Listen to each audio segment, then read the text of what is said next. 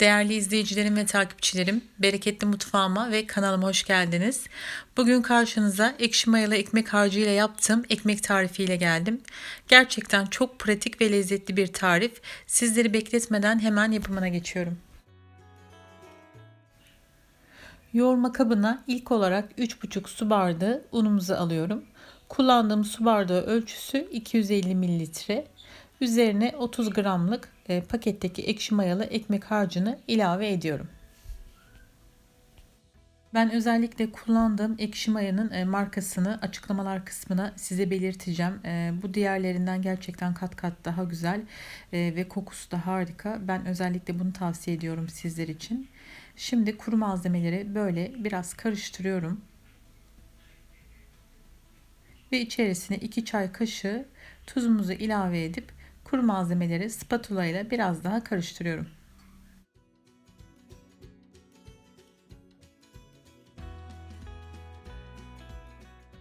Şimdi içerisine 1 yemek kaşığı zeytinyağı ekliyorum. Dilerseniz sıvı yağ da kullanabilirsiniz.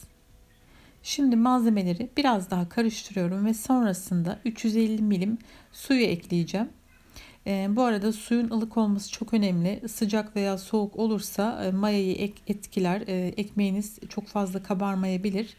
Buna da dikkat etmenizi tavsiye ederim.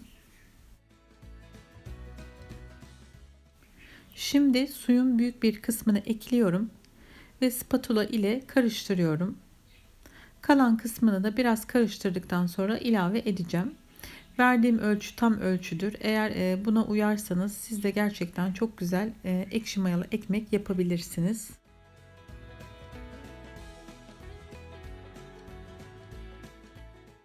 Kalan suyumuzu da ekliyorum ve hamurumuzu spatula ile güzelce toparlıyorum.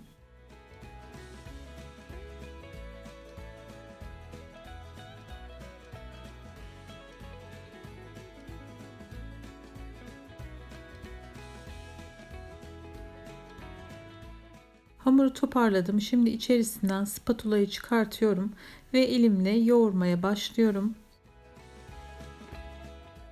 Tamamen toparlandıktan sonra da tezgaha alacağım ve o şekilde yoğuracağım. Bu aşamada un ilavesi yapmanızı tavsiye etmiyorum. Yoğurdukça zaten hamur kendine gelecektir. Eğer çok fazla un ilave ederseniz hamurunuz çok sert olabilir. Hamurumuzu tezgaha aldım. Şimdi bu şekilde 3 dakika kadar hamuru yoğuracağım. Neredeyse ele yapışan güzel bir hamur hazırlayacağız. Böyle ele yapışmayan falan bir hamur olmayacak. Bakın görüyorsunuz. Çok güzel, yumuşacık, pamuk gibi bir hamur oldu açıkçası.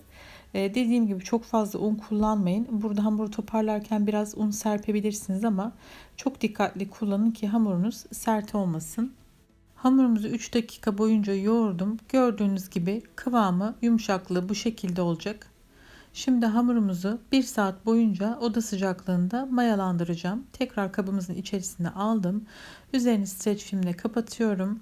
Havalar biraz soğuduğu için üzerini böyle bir bez daha örteceğim ben daha çabuk mayalansın diye. Şimdi böyle 1 saat bekletiyorum. Evet, 1 saat boyunca hamurumuzu mayalandırdım. Şimdi üzerine açıyorum. Görüyorsunuz 2 katı kadar çok güzel bir şekilde kabarmış. İlk önce hamurun havasını alıyorum. Daha sonra da tezgaha alıp bir kez daha yoğuracağım. Hamur yoğurduktan sonra katlama işlemi var.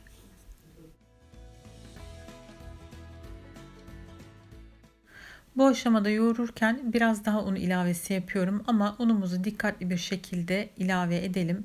Hamur sertleşmesin. Bakın hamur o kadar güzel şekil alıyor ki yumuşacık. Gerçekten çok güzel mayalanmış. Şimdi katlama işlemini yapıyoruz. Katlama işlemi sayesinde ekmeğimiz daha gözenekli olacak ve daha güzel kabaracak. Bu işlem gerçekten çok önemli. Böyle katlıyoruz. Bu işlemi yaklaşık 8-10 defa yaptım ben.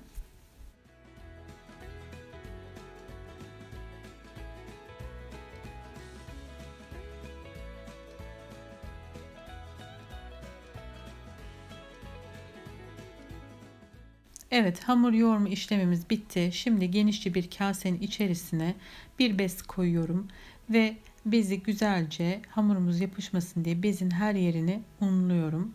Bol bol un kullanmanızı tavsiye ederim. Hamurumuzun üzerine de bolca un serpelim. Bolca un serptikten sonra bezin her yerini kapatıyorum. Hamur hava almayacak şekilde kapatıp 1 saat boyunca dinlendiriyoruz.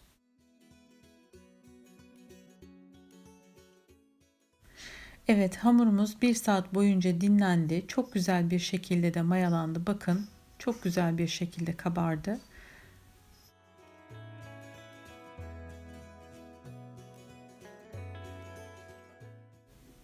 Şimdi ekmeğimizi bu yağlı kağıdın üzerine alalım. Ben bu tarifim için çelik bir tencere kullanacağım. Ve bu şekilde yağlı kağıtla beraber çok güzel bir şekilde tencerenin içerisine oturtalım. Tencerede yapmamız sebebimiz de ekmeğimizin formu bozulmasın. Şimdi keskin bir bıçakla üzerine çizik atıyorum. Siz istediğiniz şekilde yapabilirsiniz.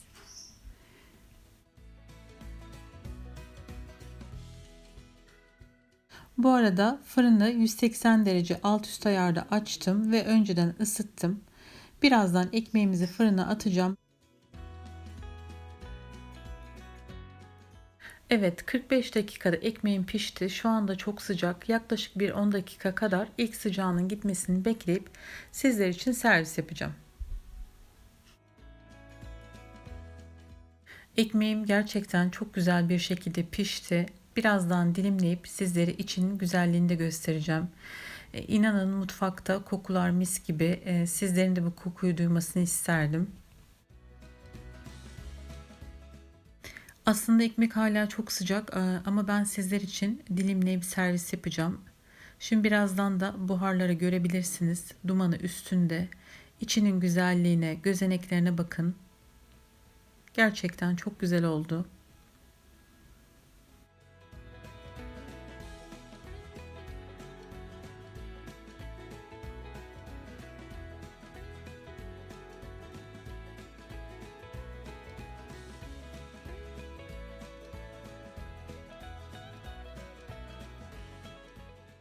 Yumuşacık, pamuk gibi, asla sert bir ekmek veya sıkı bir ekmek değil. Bakın, hamuruna bakın, formuna bakın. Gerçekten çok güzel. Şimdi böyle sıcak sıcak üzerine tereyağını sür, mis gibi ye. O kadar, o derece güzel. Evet, bir tarifimin daha sonuna geldik. Videomu izlediğiniz için hepinize çok teşekkür ediyorum. Yeni videolarımda görüşmek üzere. Hepiniz hoşça kalın. Allah'a emanet olun.